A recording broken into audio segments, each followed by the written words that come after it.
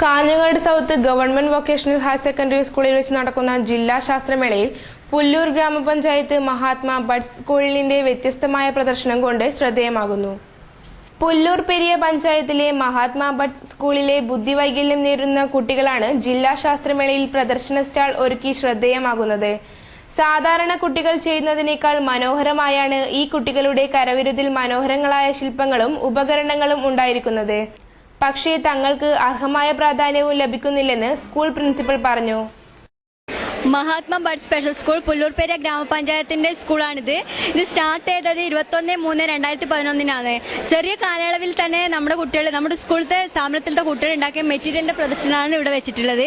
അതിന് ഈ അവസരത്തിൽ ആദ്യം തന്നെ നന്ദി പറയുന്നത് ഇവിടുത്തെ പ്രിൻസിപ്പാളിനും government vocational higher secondary school അമ്പലത്തറയിലത്തെ പ്രിൻസിപ്പാൾ പുഷ്പലത ടീച്ചർക്കുമാണ്. പിന്നെ നമ്മുടെ പഞ്ചായത്തും ഇതിനെ സപ്പോർട്ട് ചെയ്യുന്നുണ്ട്. പുല്ലൂർ പെരിയ പഞ്ചായത്ത് പ്രസിഡന്റ് CK അരവിന്ദാക്ഷൻ സാറാണ് നമുക്ക് ഇവിടെ വന്ന് ഇവിടെ അറേഞ്ച്മെന്റ് ചെയ്യുന്നതിനും മറ്റ് സഹായമൊക്കെ ഉണ്ടായിരുന്നു. പുറമേ നിന്ന് കുറെ വ്യക്തികളെ ഈ സമയത്ത് നന്ദി രേഖപ്പെടുത്തുന്നു. ഒപ്പം എന്റെ എയിം എന്താ വെച്ചാൽ നോർമൽ സ്കൂളിലത്തെ കുട്ടികളെ പോലെ തന്നെ ഒരുപാട് കഴിവുകൾ നമ്മുടെ ബഡ്സ് സ്കൂളിലത്തെ കുട്ടികൾക്കും ഉണ്ട്.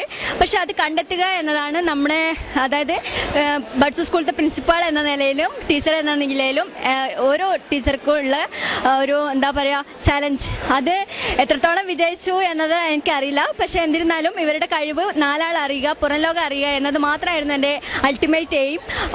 അതിനു വേണ്ടിയിട്ടാണ് ഇവിടെ ഈ നോർമൽ കുട്ടികളെ ഒന്നിച്ച് പിന്നെ ഒരു സ്റ്റാൾ വെക്കാൻ അനുമതി ലഭിച്ചത്.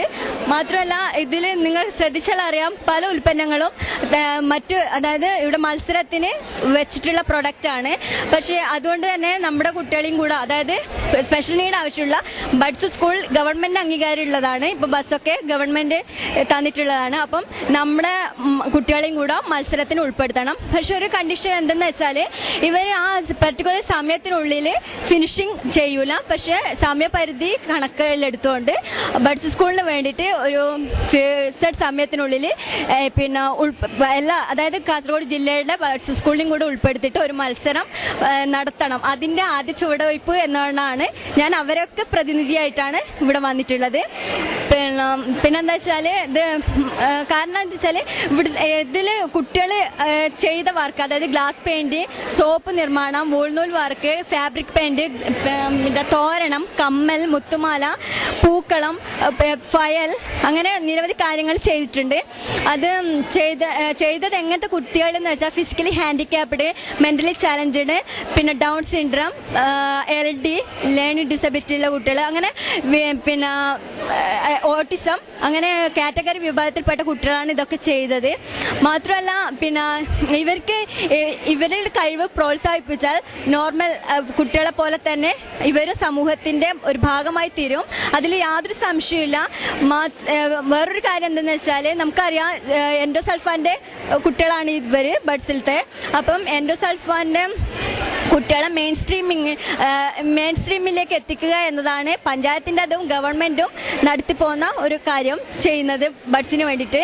അപ്പോൾ എന്ന് വെച്ചാൽ മെയിൻ സ്ട്രീമിംഗ് ഫിനിഷ്, അതായത് അത് എന്താണെന്ന് യാഥാർത്ഥ്യമാകണമെങ്കിൽ കുട്ടികൾക്ക് തൊഴിൽ പരിശീലനവും അവർക്കൊരു സിസ്റ്റം മീൻസ്, അതായത് അവർ ഉണ്ടാക്കിയ ഉൽപ്പന്നം വിറ്റഴിക്കാൻ ഒരു വിപണന മേള, അതൊക്കെ ചെയ്യണം. എങ്കിൽ മാത്രമേ മെയിൻ സ്ട്രീമിംഗ് എന്നത് സാധ്യമാകൂ.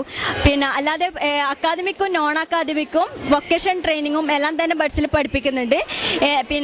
പക്ഷെ നമ്മുടെ കാസർഗോഡ് ജില്ലേനെ ബാധിക്കുന്ന ഒരു വലിയ പ്രശ്നം എന്തെന്ന് വെച്ചാൽ ക്വാളിഫൈഡ് സ്റ്റാഫിനെ കിട്ടുന്നില്ല എന്നതാണ്.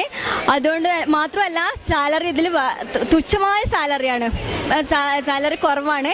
അപ്പം നമുക്ക് പറയാനുള്ളത് SSA പോലുള്ള, അതായത് നോർമൽ സ്കൂളിൽ SSA പോലുള്ള സംഘടനകൾ പ്രവർത്തിക്കുന്നുണ്ട്. അതിൽ ഇപ്പം ഞാനിപ്പം qualification TTC special diploma mental retardation ആണ്.